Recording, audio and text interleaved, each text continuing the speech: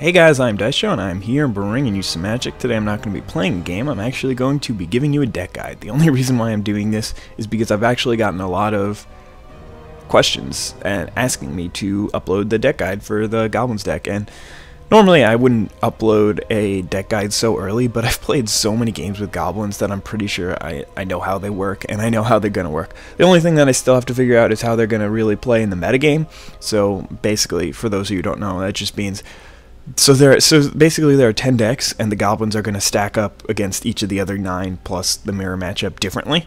So you need to build your deck to beat those decks. So if all the decks didn't have any plays until turn 4, or let's say they didn't have any plays until turn 6, and then they went insane, then you would make sure that your deck is really fast, and that could beat all of them. Or if nobody, I don't know, whatever. But basically, there are some circumstances where maybe Rage Reflection would be a good card, but I don't think that it's good in this deck. Why are there 61 cards in here? This should not be in there. That's weird. I don't know why that happened. Okay. Now, let's go through the deck. First of all, there's 24 lands. There's nothing we can do about that, which is really unfortunate. I was hoping that they would implement something where we could change the amount of lands that we want in the deck, but we can't. So that's really unfortunate, but we can't do anything about it, so there's no point in worrying about it. Basically, I would not run 24 lands in this deck, and then I would not run the 5-drops. Well, actually, I might still run Siege King Commander, but even so, with a curve like this, where I have 13 1-drops, really 11 1-drops and 11 2-drops, because Goblin Bushwhacker is a 2-drop, 11 1-drops, 11 2-drops, 7 3-drops, and then 5 2 for 4 and 5 respectively, it really is not a curve where you want to have 24 lands. I would much rather run 23, probably would actually run 22 lands in this deck. I mean, obviously the algorithm is not perfect, and there was a game that I just played where, I mean, it might not, it's random, so some circumstances you're going to be happy and some you aren't. So there was a game that I just played where I kept a 1-lander on the draw, and I had a turn 1 play, and then a bunch of turn 2 plays, so I figured if I get 1 land, then I should be fine for the rest of the game, and I should actually be able to win.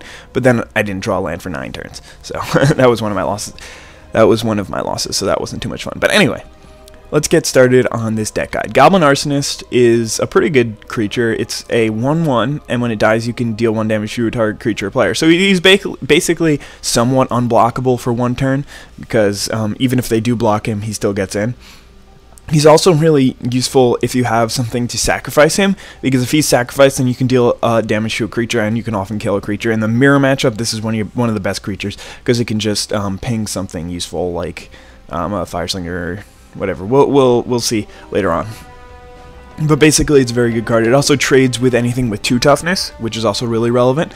And if they have a 1 toughness creature that they want to survive, then they can't block this, basically. So, very good creature, and he's a 1-drop, which is really useful, and I'm going to explain a little bit later. Goblin Balloon Brigade is another 1-drop goblin, and he can fly sometimes, so that's cute. I only have 1 in because there's no room for the second one. So basically, I mean, every card in the Goblin deck is really good, and every card in the sideboard is really bad. So I don't run any of the, obviously I don't run any of the cards in the sideboard, and whatever. I mean, that goes without saying. Goblin Bushwhacker is one of the best cards in the deck, basically for 2 reasons. One, it can give haste, which is insane. The fact that this deck has so many ways to give creatures haste makes it one of the best decks. So, he also gives +1/+0 to all your dudes, so it basically just doubles your attack power, since most of your creatures are going to be 1/1s anyway. So he's really good. Definitely run both of them. Fireslinger's good. He's a good 1-drop goblin. You have to understand when it's right to attack with him and when it's right to save him. If your opponent's going to be at 4 after your attack if you swing in with him, but your Fireslinger is going to die, then you probably don't want to do that. You probably just want to leave them at 6 or 7 so you can start picking them away just in case your all-out attack doesn't work for whatever reason. So you usually want to save this guy, but sometimes it's obviously right to swing with him even if you're going to lose him, if it would be lethal, or if it would for sure be lethal the next turn or something. So Fireslinger's good. He can deal 1 damage to player. Make sure you don't think that he can deal damage to a creature. If he was Tim for 1, then he would be one of the best cards in the deck. But as it stands, he's still a good 1-drop, so that's good. Goblin Grenade is ridiculous. 5 damage for 1 mana can be just insane. You have to sacrifice a goblin, which isn't fun, but sometimes you can just sacrifice a token and then it doesn't really matter. But basically, You just feel so much more powerful when you have this card out, and it's such a surprise because your opponents are like, okay, well, actually, I just played a game where somebody swung in with a 2/2 to deal 2 damage to me, take me down to like 16 or 18 or something like that, and he was at 11 himself, and I only had a 2/2 and a 1/1 on the board, so I swung in, he blocked one of them with his Fog Bank, he blocked the 2/2, and then one of them got in. He was at 10. I Goblin grenaded him twice. Game over. You're not expecting to die then, so you don't do your math correctly, and then all of a sudden, you're just not alive anymore. So Goblin grenade is really good. They gave us 2 of them, which is unfortunate. I wish they had given us 3. Maybe I would run 4 even. It's just a really good card, and if you need to, you can take out their biggest threat. It's obviously not usually useful because then you have to sacrifice one of your own creatures to kill one of theirs, but it's still definitely a good card, and the option for creatures as well as players is very nice. Goblin Guide is one of the best red cards in Magic. It's 1 cost, haste 2/2, so that's just amazing. Then its ability is it's okay. The ability is probably not good, and that's why the ability's on there to make it worse. Because a 1-cost 2/2 haste would be too broken. But whenever you attack, they reveal the top card of their library. If it's a land, they put that card in their hand. So basically, it could let them draw a card. But if it doesn't let them draw a card, then it gives you information. It basically says, okay, my opponent has whatever card, a Fog Bank coming up, so I know that I know not to. Or let's say my opponent has wow, can't talk. Let's say my opponent has Tauren Sky Summoner coming up. I probably shouldn't Gempalm Incinerate his Fog Bank. I should just wait. So very, very useful card. It's the best card in the deck. Except for Krenko, probably. Or maybe Goblin Chieftain. I don't know. But Goblin Guide is so good. Love this card. Wish they gave us 4 of them, but I'll deal with one of them. Raging Goblin is one of those cards where it was in the Dragons deck in Duels 2012, and I basically said that this card is terrible, and even for the Dragons deck, this card is terrible. And if you ever play it, then you're just dumb. And now I'm playing 2 of them in what I think is one of the best decks in this game. And the reason I didn't even have them in originally, just because I'm biased against this card, but as I was saying before, look at the 1-drop spot. So shocks don't really count as 1-drops because you're usually not playing them turn 1. Goblin Grenade, same thing, you're never playing them turn 1.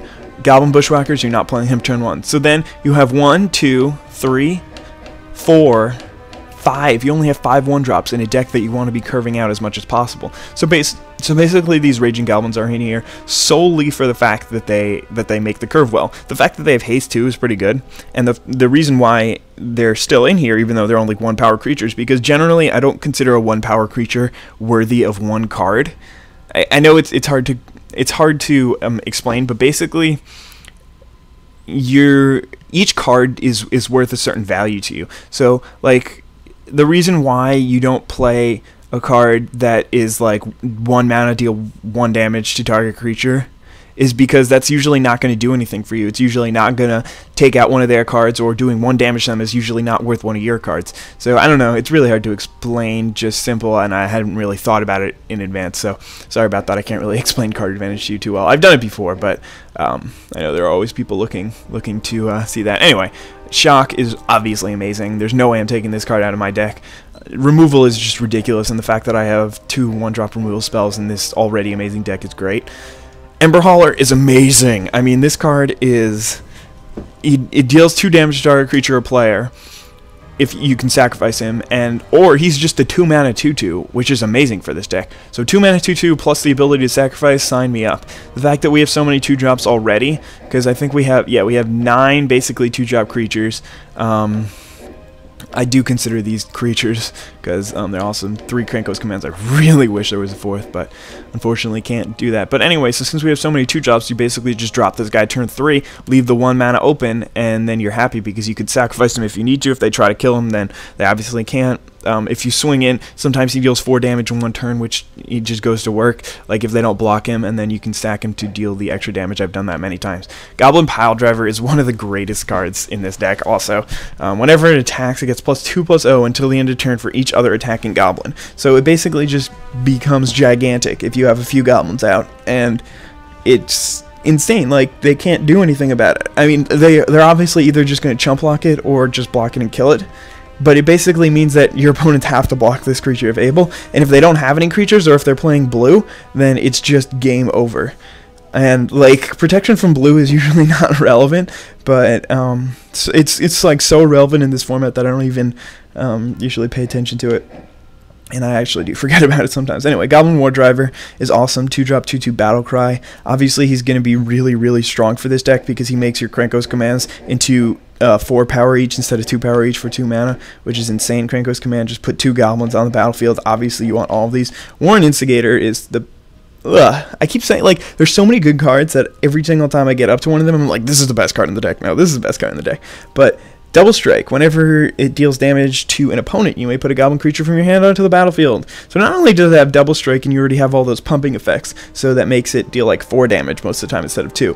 But if this guy swings and deals damage to an opponent, the game is over. Because first strike combat happens and you drop a creature. Second strike combat happens and you drop another creature. You just mana ramped probably 6 mana.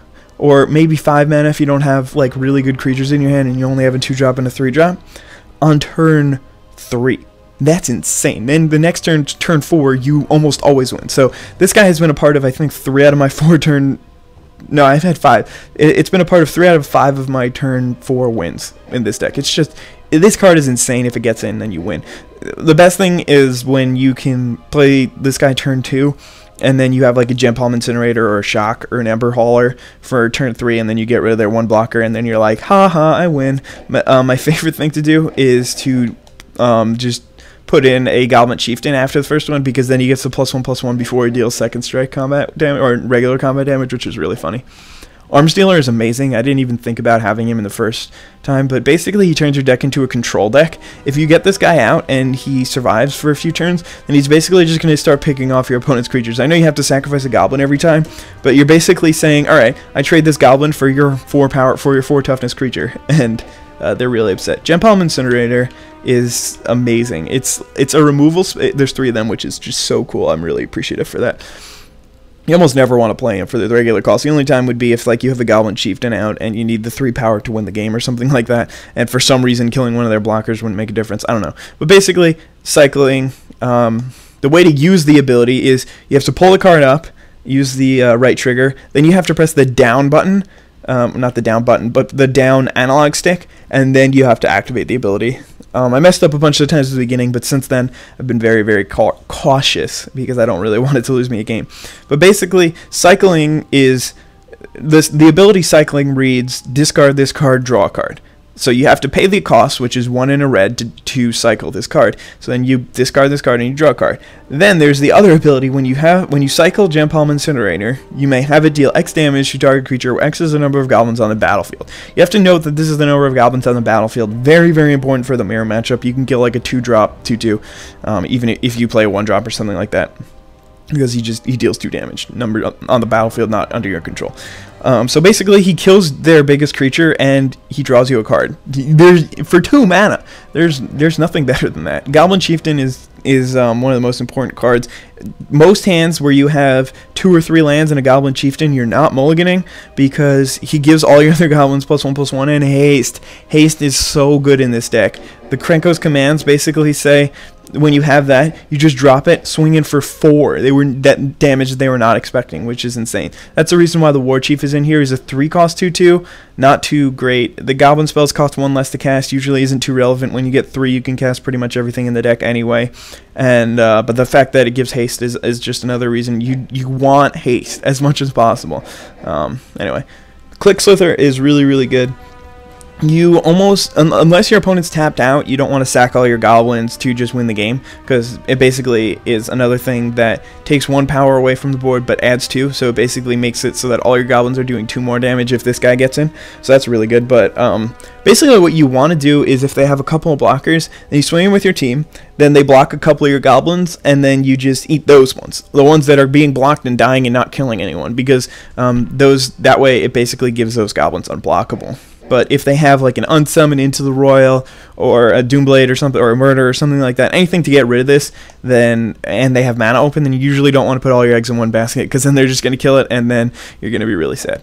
Goblin Ringleader is amazing. 2/2 haste for 4 is obviously not worth it for this deck, but when it enters the battlefield, reveal the top 4 cards of the library, put all goblin cards revealed this way into your hand. Okay, so there's one creature that's not a goblin in the deck, Click Slither. look at the breakdown. 80% creatures, 19% other. So for some reason that doesn't include non-land. So 80% of 36. Damn it! There's no way that I can do this in my head right now. Like, okay, 1/5 of 36 is gonna be 10. No, it's not 10. 8 is 4th. So it's between 7 and 8, I think. 7 times 4. Yeah, it's okay. It's a little over 7. So basically, man, I should not have tried to do this in my head. I'm pretty good at math in general, but when you're commentating, it's really hard to figure out math and stuff. But anyway, Goblin Ringleader is really good. You're usually going to get at least 1 to 2 cards out of it, and I can't back that up with statistics. Sorry. Krenko Mob Boss. There's just nothing that it's so good. This card. This card is just insane. Put X 1/1 red goblin creature tokens onto the battlefield, where X is the number of goblins you control. There's so many different ways to use this guy, but basically the best thing to ever do in this deck is to play Goblin Chieftain, and then the next turn play Krenko, tap him that turn to make like 45,000 goblins, and then win the game with that. Or you can play like a Click Slither and then just eat all the goblins, or you can just use it with Arms Dealer and have Arms Dealer kill all their creatures with all the insane amount of goblins that you make. It's just really, really strong, this card. One of the, like, so often you just drop this card and then your opponent gives up a couple turns later because it's just that good. Reckless one is just gigantic and it has haste, so why not run it? Siege Gang Commander is ridiculously cool. He's a 5-cost dude who brings 3 goblins to the table, and he also has that cool ability where you can sacrifice a goblin and it deals 2 damage to target creature or player.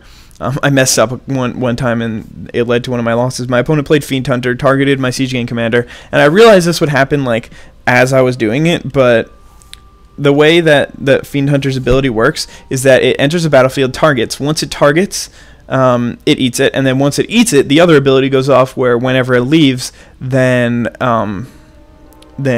your opponent doesn't become then it comes back to the table. So I used Siege Gang Commander to kill his Fiend Hunter when it entered the battlefield. Then his Fiend Hunter went to the graveyard, and then my Siege Gang Commander disappeared and was gone forever. It was really, really sad. But anyway, Voracious, I knew that would happen too. It's just I had already shot it once, and then I'm like, maybe the game will mess up. So then I shot it again, and I ended up losing because of it. Anyway, Voracious Dragon is pretty interesting. It is Flying Devour 1, and when it was in the other game, so you guys probably know, but it's a 5-cost 4/4 flyer, and it usually just wins you the game when you play it. So definitely run that card always. The cards I'm not running, Balloon Brigade, there's really no room for it. Smelt I thought about running, but it doesn't, like, there aren't that many artifacts that really, really, really hurt you. So if there was some artifact that's just like, well, if they drop that artifact, then you're just going to lose the game.